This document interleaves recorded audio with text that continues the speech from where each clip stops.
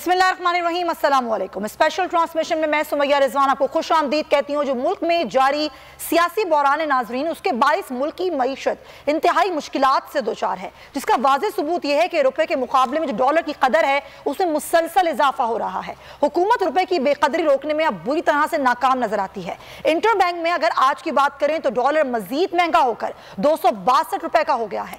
एक तरफ डॉलर रुकने का नाम नहीं ले रहा तो दूसरी तरफ कर्जा भी बढ़ता ही जा रहा है। मुल्क की ज़र मुबादला के ज़खायर 9 साल में पहली बार 4 अरब डॉलर से नीचे आ गए हैं। ज़र मुबादला ज़खायर में 92 करोड़ 30 लाख डॉलर की बड़ी कमी हुई है। और जो एक्सचेंज कंपनियों का फैसला है कैप हटाने का, वो कितना मनफिया कितना मस्बत साबित हुआ है, इस पर आज की ट्रांसमिशन में बात करेंगे। अब बात यह है कि डॉलर का रेट जो है वो रुकेगा कहाँ पर जाके, और मुल्क की जो मईशत है क्या वो संभलेगी? IMF का वफ्द आएगा तो क्या किस्त जारी हो पाएगी? सूरत हाल क्या होगी अगले इसी माह में मईशत की, इसी पर हम बात करेंगे। हमारे मेहमान हमें ज्वाइन कर चुके हैं, डॉक्टर सलमान शाह हमारे साथ मौजूद हैं, साबिक वज़ीर खजाना हैं, उनसे हम बात करेंगे। काशिफ अनवर साहब हमारे साथ, प्रेसिडेंट हैं LCCI के, उनको भी हम वेलकम करते हैं। और मेहदाब हैदर साहब भी हमारे साथ मौजूद हैं, चीफ इकोनॉमिस्ट हैं। मेहताब साहब आपके वक्त का भी बहुत शुक्रिया। डॉक्टर सलमान शाह साहब, मैं आपसे गुफ्तगू आगाज करना चाहूंगी। सर, अब ये जो सारी सूरत हाल है जिसमें आपकी जो ज़र मुबादला के ज़खायर हैं वो भी कम हो गए हैं, कर्जा बढ़ चुका है, डॉलर पे एक्सचेंज कंपनियां कहती हैं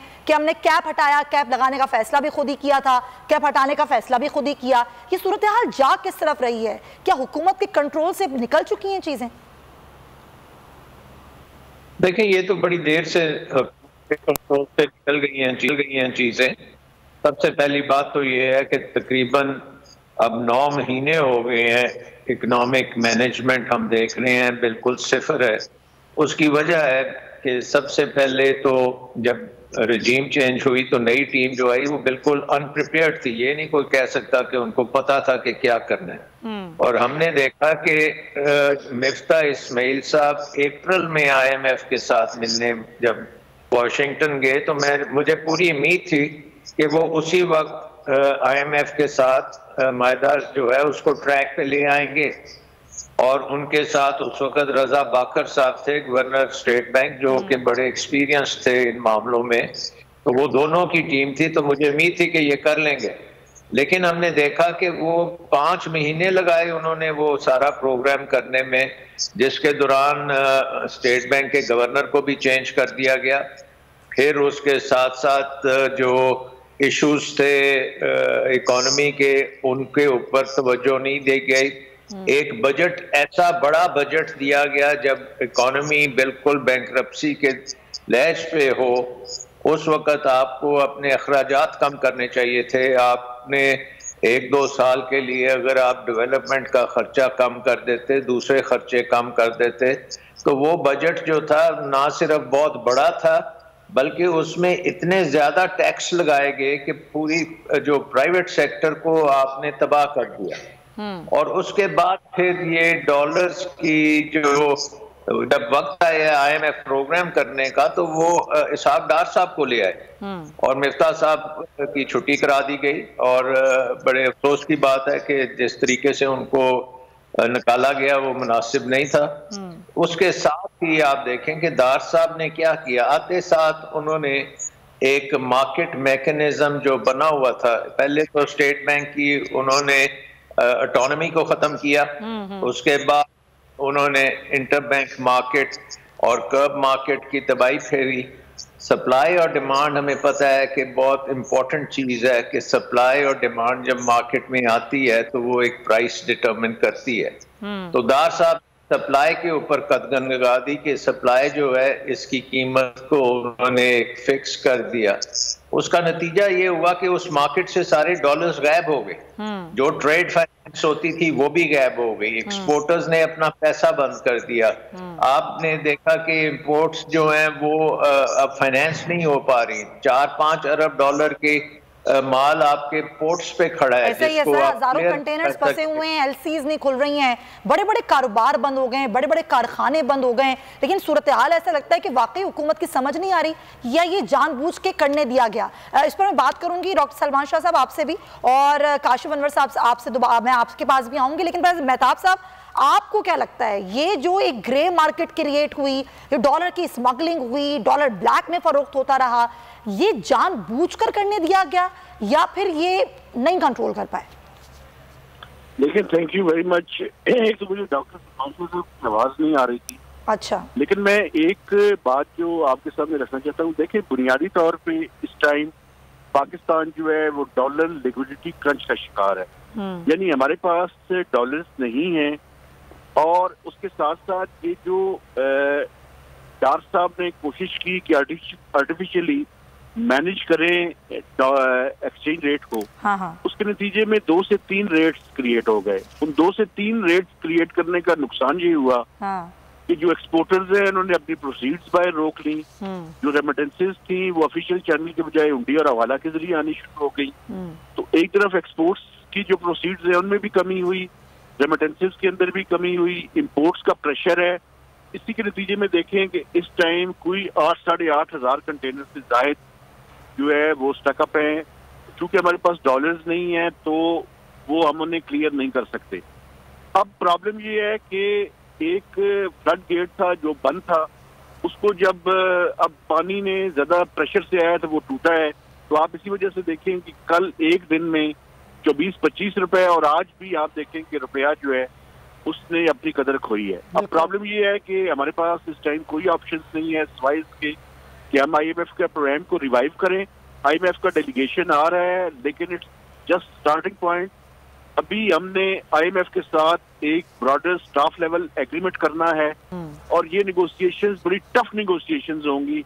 ये कोई इतनी आसान नहीं होंगी। हमें बड़े अभी आगे चलकर टफ मेजर्स लेने हैं जिसके नतीजे में इन्फ्लेशनरी प्रेशर जो हैं, और ये टफ मेजर्स हमने नहीं लिए, इसीलिए हम लोग यहाँ पे खड़े हुए हैं, क्योंकि हमें अब मजबूरी हमें है कि हमें लेने ही लेने हैं अभी टफ डिसीजंस। मेहताब साहब जी बिल्कुल, इस टाइम IMF के अलावा कोई ऑप्शन नहीं है। उसकी सबसे बड़ी वजह ये है कि अगले 5 महीनों में जो पाकिस्तान की एक्सटर्नल सेक्टर की रिक्वायरमेंट्स हैं वो $5 बिलियन, और ये अनफुलफिल्ड जो गैप है उसमें $5 बिलियन की डेट सर्विसिंग अनफुलफिल्ड है, और तकरीबन 4 से 5 बिलियन डॉलर्स का करंट अकाउंट है।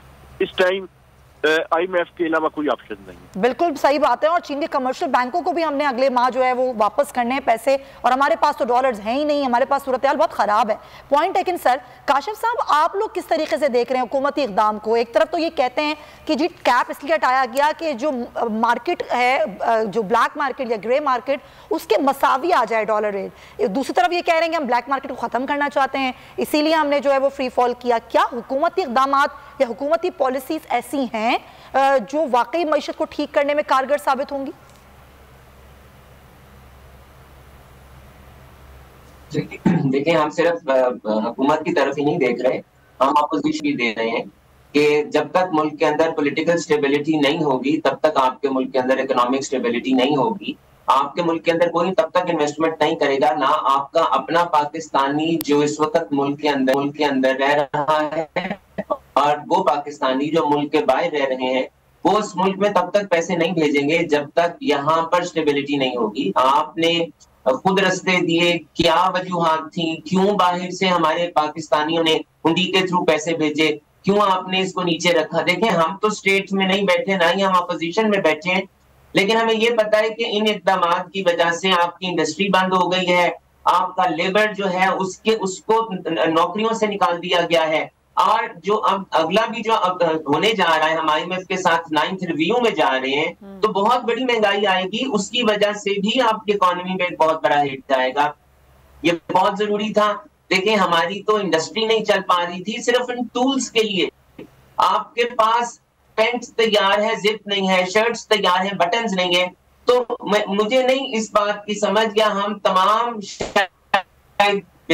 बिजनेस कम्युनिटी को इस बात की समझ नहीं है कि ऐसा क्यों किया गया, और हम कि आप सवाल जो आप कर रहे हैं कारोबारी तबका कर रहा है, और बड़ी तादाद में ये सवाल हो रहा है कि भाई ये क्यों किया गया, जानबूझ के किया गया कि एक तो आपने इंपोर्ट्स बंद की, एक्सपोर्ट्स आपकी खत्म हो गई, आपने आसानियां नहीं पैदा की कारोबारी अफराद के लिए, हवाला हुंडी को फरोग दिया गया, ब्लैक मार्केट बनाई गई, ये बात की जा रही है। तो ये क्यों किया गया, किसको फायदा पहुंचा इस चीज का? जी, ये जी काशिफ साहब।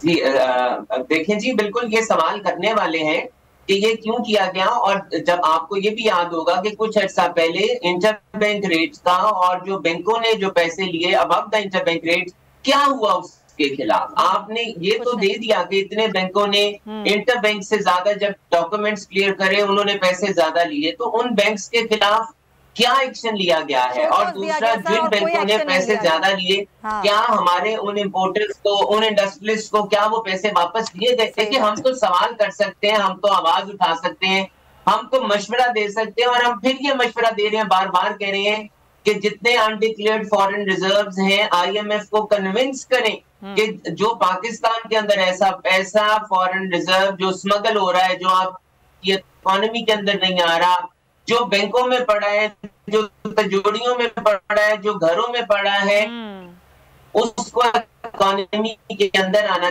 चाहिए, क्योंकि जब तक वो पैसा ये होना चाहिए। ये हर मुल्क में होता है ये रूल कि अगर आपके पास कोई ब्लैक मनी है तो हुकूमत इस तरह के इकदाम उठाती है कि उस ब्लैक मनी को आप वाइट कर लें ताकि वो पैसा हुकूमत के पास आए, ताकि वो जो एक गैप है वो खत्म हो। लेकिन यहाँ पर ऐसी कोई पॉलिसी नजर नहीं आती है। पॉइंट टेकन सर, मैं दोबारा आऊंगी आपकी तरफ। डॉक्टर साहब, आपको नहीं लगता कि ये जो हुकूमत कह रही थी और बड़े बड़े दावे किए जा रहे थे, डार साहब तो ये कहते थे कि मेरे डर से ही डॉलर नीचे आ जाएगा, वो डर तो एक तरफ हुआ, बल्कि अब तो लोगों को बिठा के मशवरे ही नहीं किए जा रहे कि क्या करना है, कैसे करना है? देखें, एक तो ये जो डार साहब का है कि वो डंडा चलाएंगे और डॉलर बिल्कुल सही हो जाएगा, ये बिल्कुल 21वीं सदी में ये मॉडल चल नहीं सकता। देखें, यहाँ पे हजारों सप्लाई चेन्स हैं। आपने क्या किया है? आपने तमाम सप्लाई चेन्स को डिसरप्ट कर दिया। आपने पाकिस्तान की इंजन को डिसरप्ट कर दिया, पाकिस्तान की फैक्ट्रियों को आपने बंद करा दिया, पाकिस्तान की दुकानें जो हैं वो बंद करने जा रहे हैं, पाकिस्तान के रेस्टोरेंट्स, होटल, ट्रैवल, कोई चीज नहीं है जिसकी आप तबाही नहीं कर रहे। और क्यों? क्योंकि आपके पास इतनी अनाड़ी टीम है जो कि समझती है कि ये कोई पिछली सदी में बैठे हुए हैं और इनको आइडिया ही नहीं है कि आजकल इकोनॉमिक मैनेजमेंट क्या होती है और कैसे आपने अपनी इकोनॉमी को भी बचाना है और आपने अपने रिजर्व्स को भी बढ़ाना है, आपने अपने बैलेंस ऑफ पेमेंट को भी ठीक करना है, आपने अपने कर्जों की वापसी जो है उसकी रीस्ट्रक्चरिंग भी करनी है। अभी इन्हीं चीजों में आपने उलझाया हुआ है। हालांकि इस वक्त अब आपको IMF प्रोग्राम जब आएगा तो उसकी हर बात आपको माननी पड़ेगी। आपके पास कोई गुंजाइश नहीं। सर, ये आपकी हुकूमत को कहते हैं, ज़ाहिर है आप पाकिस्तान तहरीक इंसाफ में मौजूद रहे, हुकूमत का हिस्सा रहे, वो कहते हैं आप लोगों की गलतियों की वजह से यहाँ तक पहुंचे। 140 अरब से जायद का गैस खसारा छोड़ के गए गैस सेक्टर में, और इस वजह से हम लोग अब चीज़ों को संभाल ही नहीं पा रहे। देखें, एक बात तो बड़ी क्लियर है ना कि जब शौकत तरीन फाइनेंस मिनिस्टर था तो आपका रिस्क प्रीमियम 3% था।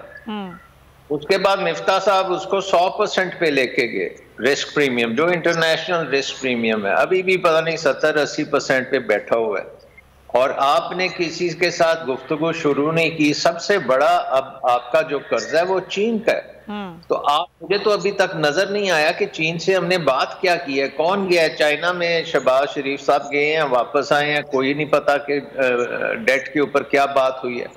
10 अरब का चीन का हमने बैंकों और उनकी बायलैटरल डेट्स देना है, ऊपर से IPPs का उनके साथ बहुत बड़ा मसला है। तो आपको एक तरफ तो IMF के साथ प्रोग्राम करके उस पर पटड़ी पे चढ़ाना है, दूसरी तरफ आपको चीन से नेगोशिएट करके ये जो कर्जे वापस वहां करने हैं उनको 10-15 साल आगे डालना पड़ेगा। और उसके बाद फिर आपने मल्टीलैटरल से और दूसरों से बात करनी है कि पाकिस्तान की इकोनॉमी जो मान जाएंगे। सर, वो मान नहीं रहे ना, प्रॉब्लम ये वो मान नहीं रहे।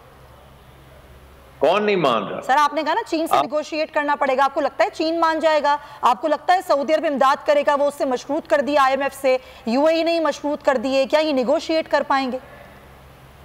ऑब्वियसली वो जो भी आपकी मदद करेगा वो डुबोना तो नहीं चाहता अपने पैसे। तो उन्होंने अच्छी एक इकदाम किया है कि जी IMF का प्रोग्राम आप कर लें।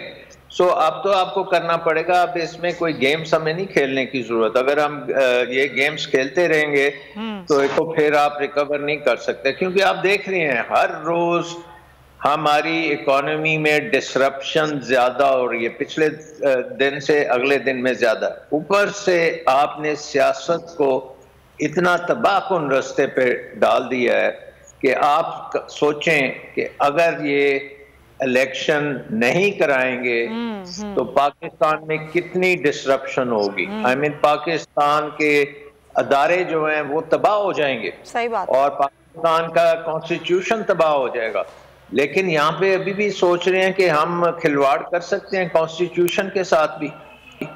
तो इस तरह से तो मुल्क नहीं चलते। ये बिल्कुल आई थिंक अनफॉर्चुनेट बात है कि किसी में कोई विजन नजर ही नहीं आती कि इस मुल्क को वापस पटड़ी पे चढ़ाना है तो कैसे चढ़ाना है। ये एक ट्रेन रैक है और ट्रेन रैक में वापस आपने पटड़ी पे चढ़ाए बगैर ये बात बनेगी नहीं, बिल्कुल नहीं बनेगी। और यहाँ तो इसाक डार साहब कह रहे हैं कि अल्लाह के जिम्मे है ये मुल्क की तरक्की और खुशहाली और मईशत की खुशहाली। Sir point taken. मुझे ज्वाइन कर चुके हैं फराजुर रहमान साहब, सदर हैं काटी, ज़रा उनसे ही बात करते हैं। कारोबारी तबका किस तरह से देख रहा है जो एक्सचेंज कंपनियां हैं उन्होंने फ्री फॉल किया डॉलर को, स्टेट बैंक नहीं मान रहा, 300 का भी डॉलर खबरें हैं कि नहीं मिल रहा है मार्केट में। फराजुर रहमान साहब, कारोबारी तबका जो कि बड़ी मुश्किलात से दो चार हुआ इन 8-9 माह में, अब वो ये अमल है ये डॉलर रेट जो 300 तो 262 इस तरह के आगे पीछे चल रहा है, किस तरह देख रहे हैं? हुकूमत से कोई बातचीत हुई है आप लोगों की इस सूरत हाल में?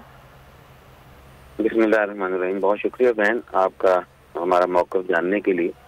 सबसे पहले तो मैं आपको ये बात बता दूं कि देखिए हुकूमत जो है ना वो सीरियस नहीं नजर आती है इन मामलात को हल करने के लिए।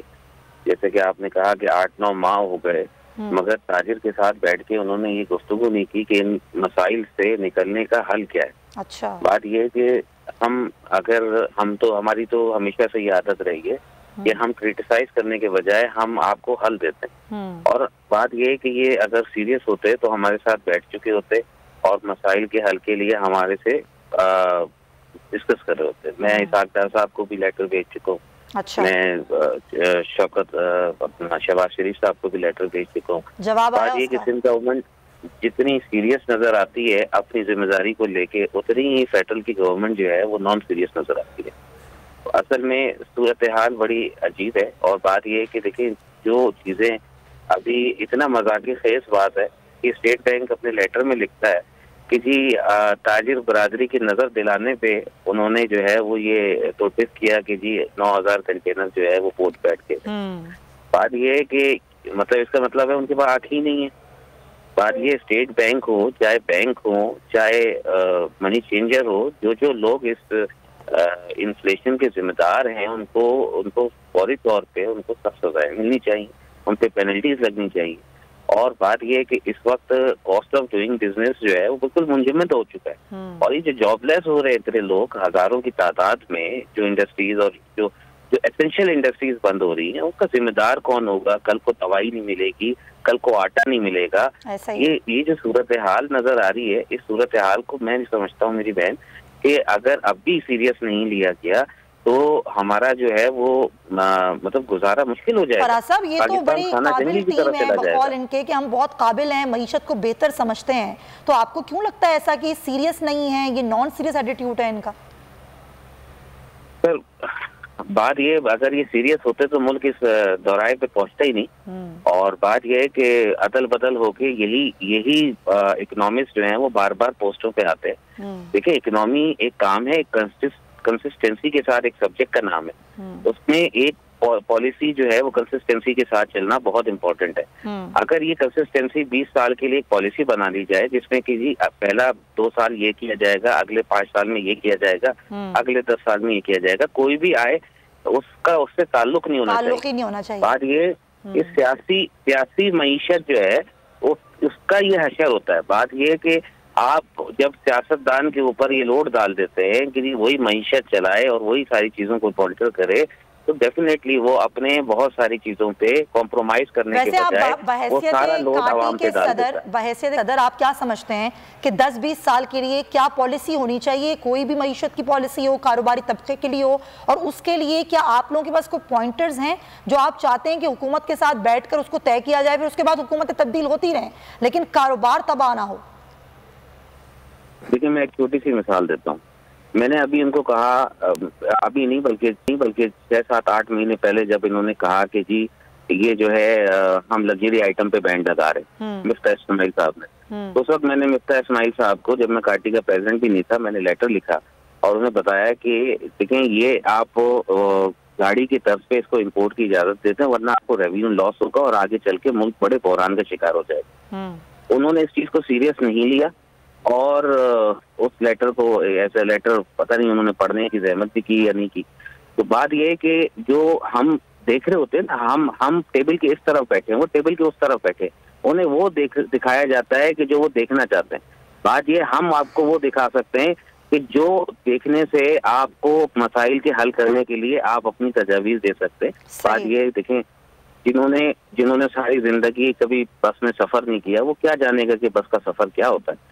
जिसने कभी मटके का पानी नहीं पिया, मिनरल वाटर से पी के बड़ा हुआ है, उसे क्या पता कि वो पानी मटके से कैसे पिया जाता है। बात ये, हम लोग इंडस्ट्री जब चलाते हैं ना, लगाते हैं और उस पर खून देते हैं, तो हमें पता है ना कि हमारी इंडस्ट्री को क्या नीड है और क्या वांट है। और ना सिर्फ ये बल्कि इंडस्ट्री को नुकसान कितना हुआ है, कारोबार को कितना नुकसान हुआ है, कितने कारखाने बंद हुए हैं, कितने लोग बेरोजगार हुए हैं। इसमें जो हुकूमत की नॉन सीरियसनेस है वो अमल दखल उसका है, लेकिन या फिर कुछ लोगों को अपनी मर्जी करने दी गई वो एक अमल है। इस पर मैं बात करूंगी। आप तीनों हजरात मेरे साथ ही रहिए, मेरे मौजूद मेहमान मेरे साथ मौजूद हैं। बात यह है कि डॉलर को फ्री फॉल करके अगर IMF के वक्त ने पाकिस्तान आने का ऐलान किया भी है तो क्या हमारी मुल्की मईशत जो कि ज़बूहाली का शिकार है वो संभल जाएगी? क्या जो कारोबार तबाह हो रहा है क्या उसमें कुछ बेहतरी आएगी? कि जो आम आदमी जो इतनी बड़ी तादाद में बेरोजगार हुआ क्या उसको कोई फायदा होगा? महंगाई का जो एक नया तूफान आने वाला है उससे निपटा जाएगा? इसी में बात कर रही हूँ। काशिफ अनवर साहब भी मेरे साथ मौजूद हैं और डॉक्टर सलमान शाह साहब भी मेरे साथ मौजूद। काशिफ साहब, अभी आप सुन रहे थे कि क्या फराजुर रहमान साहब गुफ्तगू कर रहे थे, जो कारोबार को नुकसान जिस तरीके से पहुंचाया गया, या वो जो उन्होंने बात की कि सीरियस नहीं थी हुकूमत, ब्लेम गेम चल रहा था 5 माह में। अगर आपको लगता है, आपका क्या ख्याल है, क्या मिफ्ता इस्माइल ट्रैक पर ले आए थे इकोनॉमी को? क्या 5 माह में इसाक डार की अना की भीड़ चढ़ गई है इकोनॉमी? देखें, बात यह है, मैं फिर वहां से ही शुरू करूंगा कि हर ऑपोजिशन और हर गवर्नमेंट इसके लिए कसूरवार है। ये एक ब्लेम गेम इन्होंने बना रखी है और इन्होंने पाकिस्तानी अवाम को हॉकी का बॉल समझ रखा है कि कलीमुल्लाह से सलीमुल्लाह और सलीमुल्लाह से कलीमुल्लाह। देखें, जब ऑपोजिशन जाती है तो अगली गवर्नमेंट पे, और जब वही गवर्नमेंट ऑपोजिशन में आती है तो वो अगली गवर्नमेंट पे वो इल्जामात लगाने शुरू कर देती है। जब तक हमारी चार्टर ऑफ इकोनॉमी नहीं होगी, पॉलिसीज हम नहीं बनाएंगे यहाँ पर बैठकर, क्योंकि हर गवर्नमेंट आकर शुरू करती है और एक नई पॉलिसी दे देती है। जो आपका सवाल है, एक बहुत बड़ा तूफान आने वाला है महंगाई का, क्योंकि देखें, जॉन से एक्सपोर्ट के ऑर्डर्स हमारे कैंसिल हो गए, जो हम टाइम पे डिलीवरीज नहीं दे सके, वो मार्केट तो किसी और ने कैप्चर कर ली हमारी। अब हम वो दोबारा कैसे उस मार्केट को कैप्चर करेंगे? हमारा एक्सपोर्टर कैसे कैप्चर करेगा जब आपकी लोकल इंडस्ट्री यहाँ पर बंद हो जाएगी? तो मुझे ये बात समझ नहीं आती। हम बार बार ये कहते हैं एक्सपोर्ट्स को बढ़ाओ, जब आपकी इनपुट कॉस्ट ज्यादा हो जाएगी तो आप इंटरनेशनली कंपीट कैसे करेंगे? क्या हमारे एक्सपोर्टर्स के पास 3 साल के रॉ मटेरियल्स पड़े हैं जो वो पुरानी कॉस्ट के ऊपर ही, और जो नया डॉलर के रेट पे कन्वर्जन होगा उस पे? सही बात है, जो नया डॉलर का रेट है उस पर जो अब लोगों के कारोबार हैं, जो लोगों का माल है जो कि फंसा हुआ है, वो किस तरीके से? डॉक्टर साहब, आप मुझे बताइए सर, अभी जून के पहले हफ्ते में कहा जा रहा है कि अब ये बजट आएगा, अब ये मिनी बजट कह रहे हैं या एक प्रॉपर बजट कह रहे हैं, टैक्सेस का इजाफा होगा, IMF की तमाम शराइत को पूरा किया जाएगा। ये जो 5 माह का जो अरसा था जिसमें सागदार आए, उन्होंने तो बड़ी बातें की, लेकिन वो ट्रैक पर नहीं ला पाए इकोनॉमी को और वो IMF को लेकर नहीं चल पाए साथ। ये जानबूझ के किया गया या उनको लग रहा था कि उनका कोई जादू है जो चल जाएगा? देखिए, मुझे तो लगता है कि पता कि क्या करना है। जैसे मैंने पहले भी कहा कि बड़ी कॉम्प्लेक्स इकोनॉमी है, बहुत ज्यादा इसमें सप्लाई चेन्स हैं, 230 मिलियन की आबादी है, हमारी अर्बन इकोनॉमी है, रूरल इकोनॉमी है, वो डंडों से नहीं चल सकती, वो एडमिनिस्ट्रेटिव तरीकों से नहीं चल सकती। उसका निज़ाम आपको सही करना पड़ेगा ताकि जो मार्केट में लोग हैं वो अपना कारोबार कर सकें। हर कारोबार में आपको हुकूमत का इतना बड़ा पंजा नजर आता है कि कोई उससे बच ही नहीं सकता। तो ये सारी चीजें आपको ठीक करनी पड़ेंगी। और पहला जो उसका स्टेप है कि वो बेस्ड आपका एक्सचेंज रेट होगा, तो फिर आप जाहिर है ये सारी चीजें होंगी, लेकिन ये कैसे होंगी, पॉलिसी किस तरीके से वाजे होगी, ये देखना होगा, क्योंकि अभी तो ऐसा लगता है हर चीज जो है काबू से बाहर हो रही है। डॉक्टर साहब बहुत शुक्रिया, डॉक्टर सलमान शाह साहब आपका भी, काशिफ अनवर साहब आपके वक्त का भी बहुत शुक्रिया। देखना ये होगा कि जो सियासी अदम इस्तेहकाम है और मुआशी अदम इस्तेहकाम है, क्या वो ठीक हो पाएगा आने वाले दिनों में, या फिर ये मामला ऐसे ही चलता रहेगा। इस पर मजीद आने वाले बुलेटिन में और ट्रांसमिशन में बात करेंगे। फिलहाल ट्रांसमिशन का वक्त खत्म होता है, अपना बहुत ख्याल रखिए, अल्लाह हाफ़िज़। अगर आपको वीडियो पसंद आई है तो लाइक पर क्लिक करें। 2022 बहुत सारे तोहफे भी देखे गया पाकिस्तान की आवाम को। पाकिस्तान की आवाम को एक तोहफा ये दिया कि आवाम को पता चल गया कि पाकिस्तान का मीडिया क्या है। साल 2022 में सबसे ज्यादा देखे जाने वाला चैनल बोल न्यूज रहा नंबर 1। हमने बहुत सारे शोज और ट्रांसमिशंस की, पूरा साल मुसलसल जदोजहद में निकल गया कि ये वोट ऑफ कॉन्फिडेंस के पीछे कौन लोग थे। तोड़े रेटिंग के सभी रिकॉर्ड। सोशल मीडिया पर भी सबसे ज्यादा तेजी से 2.4 बिलियन व्यूज का संगे मील अबूर किया। एंकर्स को भी आवाम में सबसे ज्यादा मकबूलियत मिली और सोशल मीडिया पर भी बोल रहा सब पर भारी। सब्सक्राइब करें और बेल दबाएं ताकि कोई खबर रह न जाए।